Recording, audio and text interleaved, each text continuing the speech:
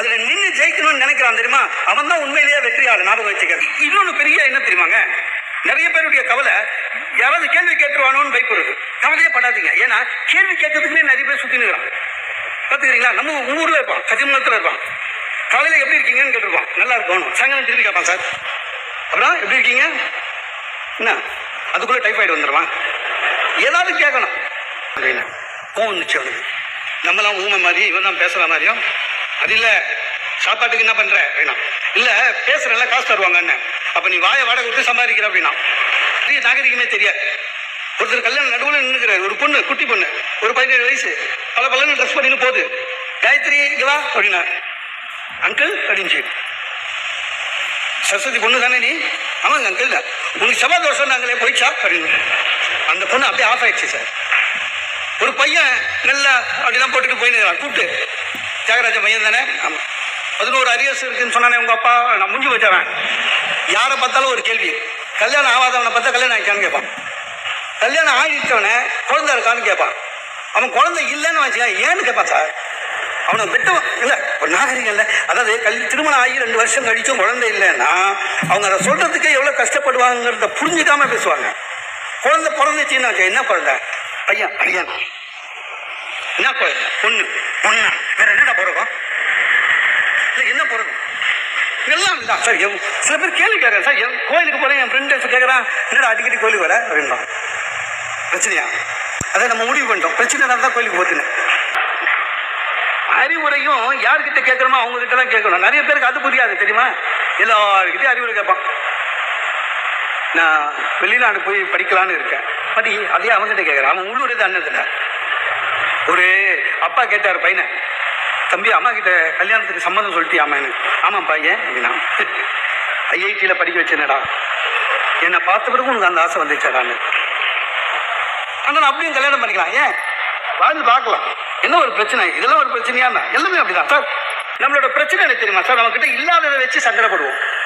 நம்ம கிட்ட எது இல்லையோ அதை வச்சே சங்கடப்பட்டுட்டு இருப்போம். நம்ம கிட்ட இருக்கிறத வச்சு மகிழ்ச்சி அடைய மாட்டோம். அதுலயே பெஸ்ட் எதுன்னு பார்க்க மாட்டோம். சார் எனக்கு இங்கிலீஷ் வராது, கடகடன்னு பேச வராது. ஏன்னா நான் இங்கிலீஷை 35 தாண்டினதே கிடையாது. Average student. நல்லா 35 வாங்கினா அவ்வளவு மகிழ்ச்சி அடைவேன். அது 35 வாங்கினவங்களுக்கு தான் தெரியும். அந்த இந்த 98 எடுத்ததெல்லாம் அழுவும் பார்த்துக்கிறீங்களோ, 2 போயிடுச்சு லூசுங்க. இந்த 35 இருக்கிற மகிழ்ச்சி எதுலையுமே வராது சார். அதுல இந்த இங்கிலீஷ் கணக்கு, ஐயோ இங்கிலீஷ் இப்பவும் வராது. ஆனா கவலை வேற வழி கிடையாது சார். உண்மையிலேயே ஒரு MNC கம்பெனியில் வேலைக்கு போனேங்க. ஃபர்ஸ்ட் டைம் வர கம்பெனி அது. வேலைக்கு போனேன். அந்த பர்சனல் மேனேஜர் கேட்டான், what you think about the administration? நிர்வாகத்தை பத்தி என்ன நினைக்கிறேன்னா, நமக்கு தமிழ் கொஞ்சம் வரும்ல. இதனால் இவன் முடிப்பான் என்றாய்ந்து அதனை அவன் கண் விடல். உண்மையிலேயே நிர்வாகத்தை பத்தி 2000 வருஷத்துக்கு முன்னால நம்ம தாத்தா வள்ளுவன் சொன்னது. ஆனா அந்த பர்சனல் மேனேஜருக்கு அது தெரியல. நீங்க வெளியில பட்டிமன்றம் பேசுங்க, ஆமா சார், இங்க தமிழ் கிடையாது, இனிமேல் எல்லாம் ஆபீஸ் லாங்குவேஜ் இங்கிலீஷ். அப்பவே மனசு உடைஞ்சு போச்சு. இங்கிலீஷ்ல தான் பேசணும். எனக்கு ஆபீஸ்ல டெக்கோரம் முக்கியம். எனக்கு டெக்கோரம்னாலே அர்த்தம் தெரியாது சார். வெளியில வந்து அவர் செக்ரட்டரி கிட்ட கேட்டேன், ஏன் CEO என்ன டெக்கரேஷன் பத்தி கேட்டுக்கிறாருன்னு. அது சொல்லிச்சு, நாசமா போவா டெக்கரேஷன், இப்போ சீட்டுக்கு வந்துச்சு போயிட்டேன். இப்போ CEO கிட்ட பேசுறதை நிறுத்திட்டேன். ஏன்னா கஷ்டம். என்ன மனசுக்குள்ளேயே டிரான்ஸ்லேட் பண்ணி எதுக்கு அந்த வேலை விட்டேன் சார். ஒன்றும் இல்லை சார், திடீர்னு ஒரு நாள் நான் ஸ்கூட்டரில் வேலைக்கு போவேன். பேரிஸ்காரன் கிட்ட நின்று முன்னால் நிற்கிற வேனில் இடிச்சிட்டேன். அது இந்த குட்டியானன் வாங்கல அந்த வேனு, அது என்ன கம்பெனியோ எல்லாமே குட்டியானன்னு சொல்லி அந்த வேன் பேரே குட்டியான ஆயிடுச்சு. இடிச்சுட்டேன், என் பங்காளி நசுங்கிடுச்சு. வண்டி ஓட்ட முடியாது. லீவ் சொல்லணும்னா அவர்கிட்ட தான் சொல்லணும். 7 மணி அவர்கிட்ட சொல்லணும்னா இங்கிலீஷில் சொல்லணும். எதுக்கு அவர்கிட்ட போய் ஃபோன் அடித்தேன். எஸ் நான் குட் மார்னிங் சார், மோகன் சொன்னேன். Yes sir, I hit elephant sir, little elephant அப்படின்னா. வாட் அப்படின்னா லிட்டில். அவனுக்கு காலங்களே பிபி ஏற்றிட்டான். வாட் யூ திங்க் ஃபாரஸ்ட் நம்ம சொன்னான். சார் என்னங்க சொல்றது தெரியலங்க. மட்டாடி நசுங்கிடுச்சின்னு சொல்லுவாங்க. நசுங்கிறதுக்கு என்னங்க இங்கிலீஷ்ல தெரியாது இல்ல.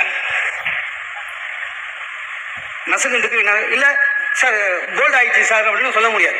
அவரை திட்டம்னு நினைச்சுப்பார். அதனால எதுவுமே ஒன்றும் இல்லை. அப்புறம் எனக்கு தெரிஞ்ச ஒரே இங்கிலீஷ் தான், sir I am suffering from fever sir mister. ஆனா இங்கிலீஷ் வராது. ஆனா இருக்கிற தமிழை வச்சு எப்படி ஓட்டணும்னு தெரிஞ்சுக்கிட்டேன். இன்னைக்கு அண்ணன் முன்னியத்துல உலகம் ஃபுல்லா போய் தமிழ்ல பேசிட்டு இருக்கேன். அதுதான் வாழ்க்கை. வராததுக்காக கவலைப்படக்கூடாது.